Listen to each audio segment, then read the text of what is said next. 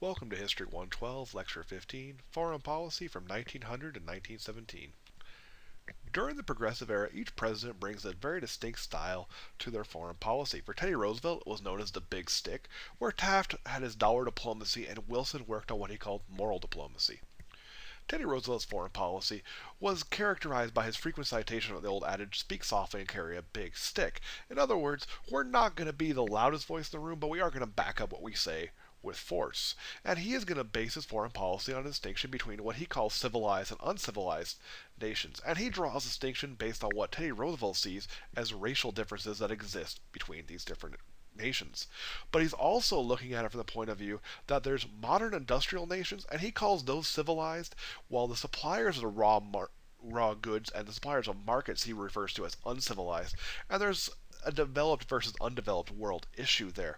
And Teddy Roosevelt also believes and advocates that these civilized nations, these developed nations, have the right to intervene in the affairs of other nations to ensure order and stability in the world marketplace. One of the first places that Roosevelt tries to exert American foreign policy power is in Venezuela.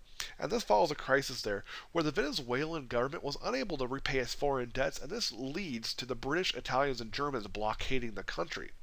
Now, Roosevelt increasingly realizes that if Latin America has problems paying bills or other things of that nature, this is going to lead ultimately to European intervention in the Western Hemisphere, and he deems this unacceptable. So Roosevelt comes up with what he calls the Roosevelt corollary to the Monroe Doctrine. The Monroe Doctrine, remember, says the United States will defend all newly independent countries in the Western Hemisphere and keep them free from European domination. In other words, the United States is the big brother that will protect all these new countries in the Western Hemisphere. Now, Roosevelt comes along and says it's not just that we oppose European intervention, but by opposing European intervention, we also have a duty and a responsibility to intervene in Western Hemisphere countries to preserve that order and stability. In other words, if a country in the Western Hemisphere is doing something that deserves intervention, the United States will be the country to step in. So, apply specifically to Venezuela. If Venezuela can't pay its bills, we're not going to allow Britain or Germany or Italy to step in. We are going to step in to make sure that Britain, Germany, and Italy don't need to. By and large, Roosevelt's most successful foreign policy venture was the Panama Canal. Now, the Secretary of State John Hay had originally negotiated a treaty allowing the United States to construct canal with Colombian officials, but Colombia changed its demands and tried to go back on the terms of their contract. So what we're going to do as the United States is we're going to go ahead and back a revolution in Panama, and we're going to send in forces to maintain order and recognize the newly formed country. And with the newly formed country of Panama splitting off from Colombia, we're going to negotiate a pretty favorable treaty with them instead. Now, when Roosevelt applies this policy to East Asia, his overall goal is to seek to ensure that no power has too much influence in this region. And so the first thing he's going to do is step in and try to mediate into the Russo-Japanese War because he wants to maintain a careful balance of power there. And that's going to ultimately win him the Nobel Prize in 1906. However, over time, relations between the United States and Japan are going to decline as Japan is increasingly going to try to choke out American trade in areas under its control, and Roosevelt's going to respond by sending the Great White Fleet, that is 16 American battleships, on a world tour as a show of force in 1907. Now, when Taft becomes president, he's going to build on what Roosevelt did by showing the European powers in particular and also the Western Hemisphere that we're going to be very active and we're going to be vigorously pursuing our interests, and we're not going to be afraid to back that up with force from time to time. Taft is going to do that as well, but he's going to simply continue to extend American investment in less developed nations. And his policy becomes known to his critics as dollar diplomacy. In other words, we're going to try to dial back on direct military action, and we're going to try to use the power of U.S. dollars and U.S. economic aid and U.S. economic interest to build things up. So what we're going to do is we're going to back countries with loans, we're going to put a lot of money into them, and when necessary, and when those countries default or don't do what we want, we're going to go ahead and then use the Marines when the dollar fails. And that essentially becomes the way Taft operates for his one term. Now, Wilson is going to come in, and again, his policy is known more as moral diplomacy. And early on, Wilson is going to start to develop, slowly but surely, this idea about a moral imperative. But in the very beginning, he looks kind of like Taft, and Roosevelt. He's going to use a lot of military force and economic penetration to pursue our interests. But as things happen in Mexico, we start to see a new policy unfold with Wilson that's ultimately going to evolve into this moral diplomacy that he's known for. One of the first things that Wilson does when it comes to Mexico is he refuses to recognize the newly formed government of Victoriano Huerta. Now, before him, Diaz had ruled Mexico for 35 years and was ousted in an election by a man named Madero. Madero had been hostile to American interests. So Taft, the previous president, had supported one of his generals and encouraged them to depose Madero, and Huerta, who was more favorable to U.S. position, is installed, and Taft was preparing to recognize their government at the end of his term. But when Wilson takes office, he goes back on this and calls the new regime a government of butchers. So Wilson's initially disgusted by this way this regime comes into power, and he's going to refuse to recognize them, and in the hopes that economic pressure will allow constitutionalists to seize power and bring about a more democratic regime in Mexico. So what ultimately he's looking for is not necessarily putting U.S. economic interests ahead the way Taft had, but by building up what he sees as being the right type of government in Mexico. So eventually what's going to happen is we are going to send troops into Mexico in an effort to help topple the Huerta regime. And we're going to see his Veracruz in a show of force. It's going to destabilize them. And that's going to ultimately lead to the constitutionalists taking control of Mexico City. But these constitutionalists are also going to split, as it looks like one of them is going to make a bid to install himself as a dictator. Now, as these constitutionalists in turn split, a civil war emerges and many Mexican states fall under the control of revolutionary generals. And increasingly, more and more, some of them become famous. Pancho Villa becomes a very known name, and U.S. newspapers start to really back him and talk about him as a hero. And he starts to buy goods and supplies from border towns, and Wilson is looking at giving him additional support. Because Wilson's real problem is he's looking for a stable government in Mexico, but he wants a stable democratic government, and every time he turns around, he sees it someone looking to install themselves as dictator, and that had been something he had taken a stand against in the beginning. Now we have to remember, this all started because Taft used some pressure to get people within Mexico to topple a democratically elected government and install a general favorable to the United States. Now Wilson is looking to get a democracy that is stable, and he's having real trouble doing that. Now, over time, Pancho Villa, being the person that Wilson's looking at, is losing more and more battles, and his military situation is deteriorating, and Wilson ultimately has to dial it all back and put stability ahead of everything else. So in the short term, he looks at backing the Carranza government because he feels that would settle the Civil War, and it was more important to stop the Civil War in Mexico than it was to try to install the right type of leader. So Wilson's efforts ultimately are starting to fail in Mexico. Now, Wilson is going to go ahead and give preliminary recognition to Carranza, and that's going to cause Pancho Villa to feel betrayed, and he's going to start raiding in Texas and New Mexico to gain the types of supplies he needs to carry on the fight. This is going to lead the United States to go ahead and intervene in Mexico to try to capture Pancho Villa. Now, the Carranza government initially supports this, but once Pancho Villa's forces are fatally weakened, Carranza wants the United States out of Mexico, and he wants formal recognition of his government. And what's going to happen is there's going to be a few skirmishes between Carranza's forces and the U.S. Army, and that's going to put us to the brink of war with Mexico. And Wilson, ultimately in 1916, decides that he has to pull the U.S. troops out. He formally recognizes the Carranza government, and this is the point in time at which we are looking to enter World War I, and Wilson needs to disengage from this mess in Mexico before doing so. And what we ultimately have to understand about this mess in Mexico is this. Wilson wanted to see a democratic government that represented the views of the people, and what he got for his efforts was a complete debacle. Now, at the same time that Wilson is very heavily engaged in Mexico and trying to find a way to get to what he sees as a moral solution to the crisis, there's also a giant international crisis in Europe in the form of World War I, which had begun as a territorial dispute between Austria-Hungary and escalated all the way to a world war following the assassination of the Austrian heir, Archduke Franz Ferdinand.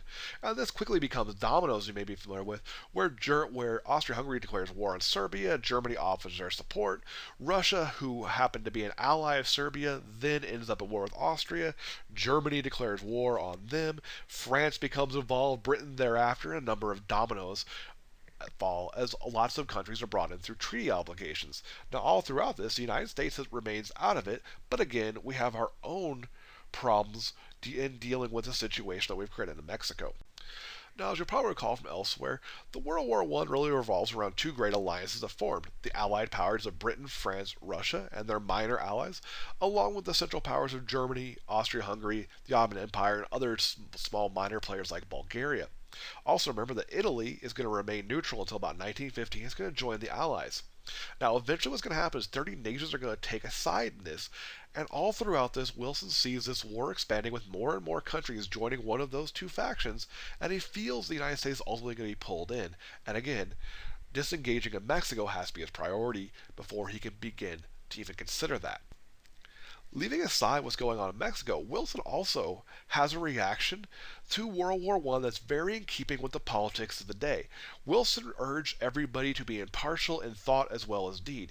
He realized the United States has people bound by many ethnic ties to both sides of World War I, and people feel a great deal of sympathy for one side or the other.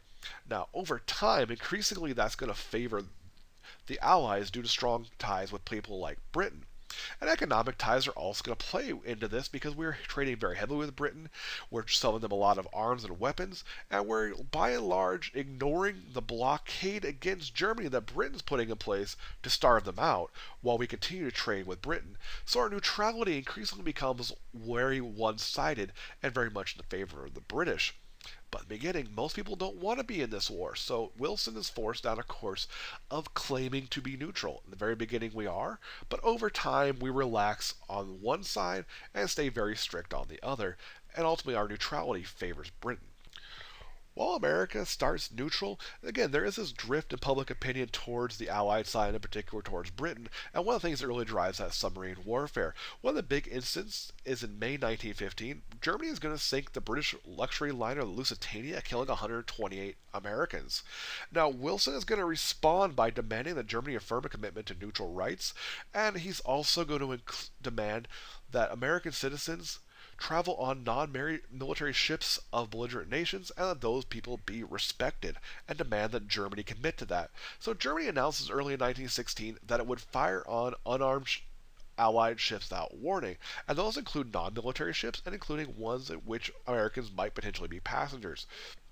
Shortly thereafter, several Americans are injured in an attack on the French steamer the Sussex, and Wilson's going to respond by calling on Germany to abandon such actions, and the German government is going to dial it down temporarily. Now, each one of these incidents is going to drive public opinion against Germany and also build up a case for going to war with them, and that's something that's going to happen bit by bit, and it's going to really pick up pace in 1916 because of submarine warfare. While public opinion is definitely drifting during 1916, Americans by and large remain divided over whether or not the United States should go to war. Teddy Roosevelt really leads the charge for greater preparedness and is really a very active voice in terms of America should be ready for war, be building up, be preparing, we should get on this. Whereas William Jennings Bryan went so far as to resign as Secretary of State over Wilson's refusal to warn Americans against traveling on belligerent ships. William Jennings Bryan is going to prevent strong arguments for remaining neutral. He's going to take that campaign up in public once he resigns from government. Now, in 1916, the Democratic National Convention is also going to show that it has a very strong anti-war faction. And whether Wilson liked it or not, his campaign slogan became, "He kept us out of war." And the Democratic National Convention is going to run with this peace platform as part of their big push in 1916 elections. Wilson ultimately wins a narrow victory over Hughes in the 1916 election. And with that election behind him, Wilson starts talking about a just world order and increasingly starts talking about the growing conflict between the United States and Germany. Ultimately, he's going to evolve all of those statements all the way to early 1918, where he's going to come up with his 14 points. And the 14 points really come down to the United States should fight to create a world order that includes national self-determination and a League of Nations, an organization that will be an international peacekeeping body. Now, by the time he's fully articulated the full 14 points, the United States is already at war, but he's building it up from, at the end of 1916, a world order, and slowly adding on bits and pieces and arguments about why the United States should be involved, all the way to his formal plan in 1918. Now, events in 1917 are ultimately going to be what Wilson needs to go the rest of the way to war. 1916, the enemy starts talking about how we need to be involved, what a just world order would be, starts presenting arguments. And then in January of 1917, just a month or two later, Germany resumes its unrestricted submarine warfare.